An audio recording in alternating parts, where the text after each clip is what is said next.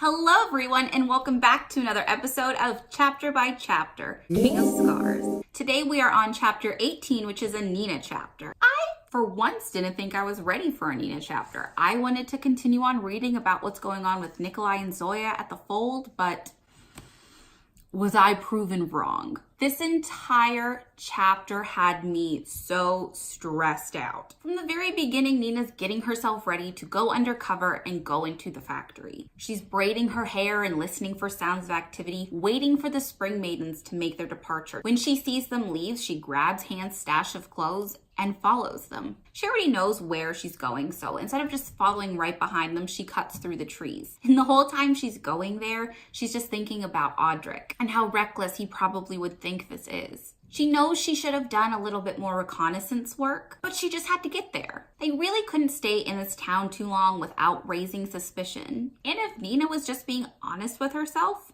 she just had to act. This is who she is. She needed to know why these whispers are calling her up to this hill. They call, she intends on answering. On top of her feeling stressed about the situation she's putting herself in, she takes a minute to think that she's actually grown to like Fjerda. Despite her feelings surrounding the circumstances that brought her here, she realizes that the Fjerdans are just ordinary people. She liked traveling the country and just watching everyday life. Not all of these people are monsters, but a lot of the Fjerdans still have a strong hatred towards Grisha. Once she gets to the fort, her plan on sneaking in after all the other spring maidens go in is to pretend she fell behind because she had to go to the bathroom. She starts making these guards so uncomfortable, being like, I was left behind because I just had to, relieve myself. And they just are Fjerdan men, and a woman is talking about a bodily function. They're freaked out. They're done. They let her in. Which is pretty easy. Once she's inside, she notices she's in this large central room filled with heavy machinery. In the room next to that, there are large vats, but it's pretty difficult to tell what's inside. She's surprised to find a room, though, that's just full of ammunition stacks. She finds it very hard to believe that they're only making munitions here. She's feeling really overwhelmed, and she's wishing that she had all of Inej's skills so she could go and spy on the guards and find out all the information that she needs. But she says that she just has more of Jesper's reckless behavior instead. So she closes her eyes and lets the voices guide her. It's leading her to the abandoned part of the factory, where from the hill she noticed that it looked kind of run down and there were some broken windows. She's thinking to herself, this is useless. Why am I going this way? And the voices are saying, closer,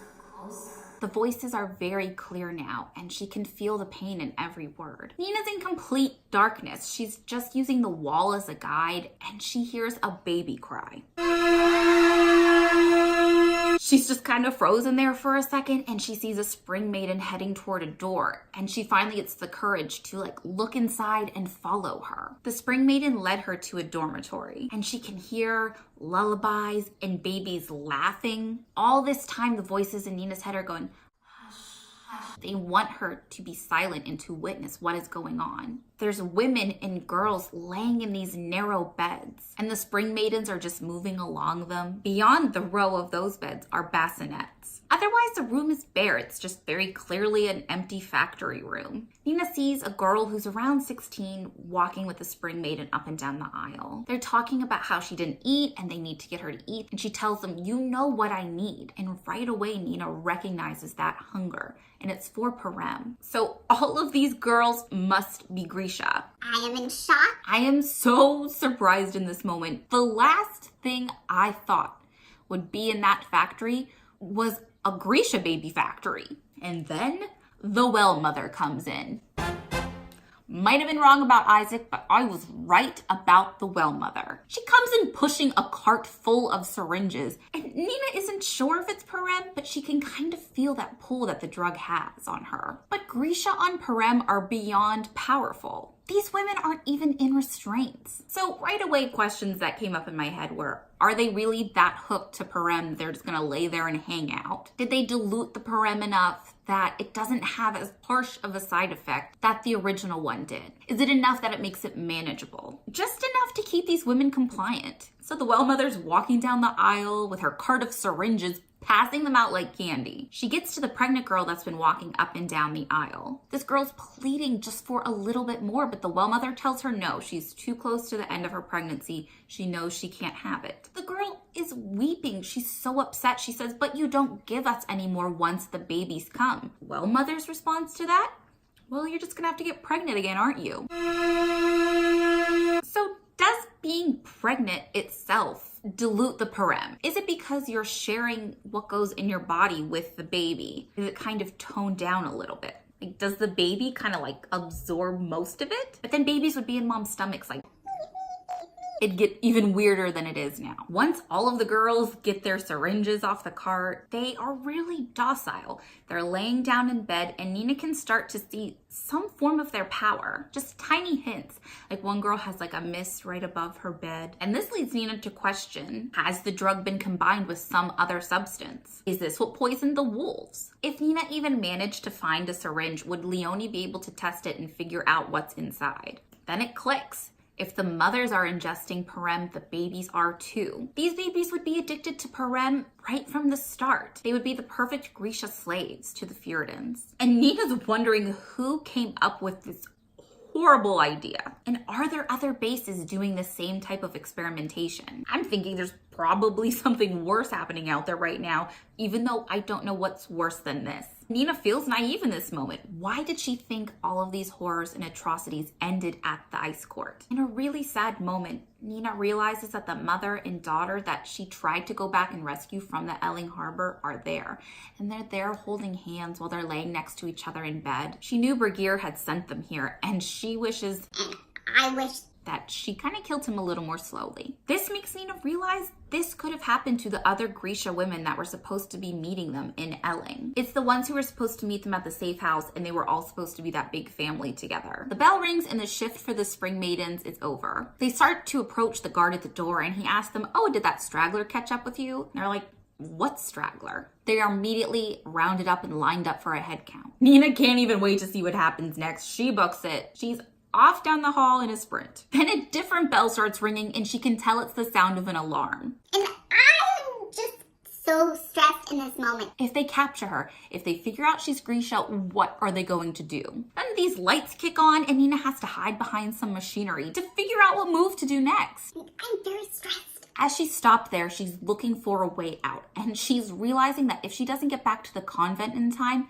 they're going to catch her. They're going to be looking there for the missing Spring Maiden. And if they can't find a missing Spring Maiden, they're going to realize that someone dressed up as one and infiltrated the factory. Several of the windows are broken around where Nina is, and she figures this is her only way out. Once she's up there, she says no mourners, and she takes that leap. So after she launches herself through broken glass, she ends up falling really hard, and her momentum is carrying her down this hill and toward the tree line. She hurt her shoulder and she has to take a moment and reorient herself. Once she is up, she is off and running towards the convent. She has to beat the well mother there. They end up getting there at the same time though, and Nina realizes she only has a few minutes to get to her room. When she's in her bedroom, she's stripping off all of her clothes, telling Leonie, Hey, I was here the whole time, okay? Like, just pretend to be asleep right now. Leonie's like, oh, I hope you were only out getting a midnight snack. I'm sure Nina would like some waffles at this point though. So right as all of the clothes come off and she throws them in a trunk, she jumps into bed and throws the covers over her head. And in that moment, the door swings open. She pretends to be all disoriented like, Oh, what's going on? Spring Maidens don't care. They just come right in and start checking the room out. They're searching her room and they open the trunk and find the muddy clothing because she tumbled down the hill. As they're asking her, why are there muddy clothes in your trunk? The well mother comes in. She's asking Nina to explain herself. And in this moment, I'm wondering how they're going to get out of this. But right before Nina can say anything, Han steps in and she takes the blame. She said that she was riding when she wasn't supposed to and she fell off her horse. She didn't want anyone to discover that she was out when she wasn't supposed to. So she asked Nina/Mila to hide her clothes for her until she could wash them. They're like, well, these look pretty fresh. And she just says that she was out just this morning. They're looking to Nina like, is this true? And Nina agrees to it. The well mother still wants them to finish the search, but she turns towards Han and tells her how disappointed she is and how she has to let her father know what happened. Nina's looking at Han and she can see the misery on her face is not being faked right now. She knows that well mother having to contact her father is a big deal. Before the well mother leaves, she tells Nina that she has to reconsider their whole offer now. That was stressful. But the chapter isn't over yet. Once they leave, Leonie asks Nina, was it worth it? All this trouble that you just went through? Nina says it was worth it, but she can't help but think of the look on Han's face. Now Han is definitely going to want answers, but Nina's not going to give them to her. She has to help the women on the mountain no matter what. And that's how the chapter ends. And I was so surprised that Nina could be so brutal in that moment and be like, yeah, Han just saved my life. She's going to want answers and she deserves them, but nope. I owe it to the women on the mountain. It makes total sense. What is happening up on that mountain is far worse than Han's disappointment and fear of having her father contacted about her bad behavior. Having the well mother tell your dad you misbehaved versus, forced rape and drug addiction, like way up. Probably can't even see it, way up there. I was thrown off by the ending. I did not expect Han to come in and save Nina at the last minute. I thought that they would be searching around, would just pass over Nina's room and they wouldn't find anything. But they would find Han missing because she was off riding or something like that. So I'm glad it ended on this note instead. But now I have a lot to worry about. All of this is very concerning and creepy and horrible. I did not expect for it to go this dark. All of those poor babies and what happens to the babies once they're separated from their mothers? What happens to the mothers once they're done making babies? If they either don't want to do it anymore,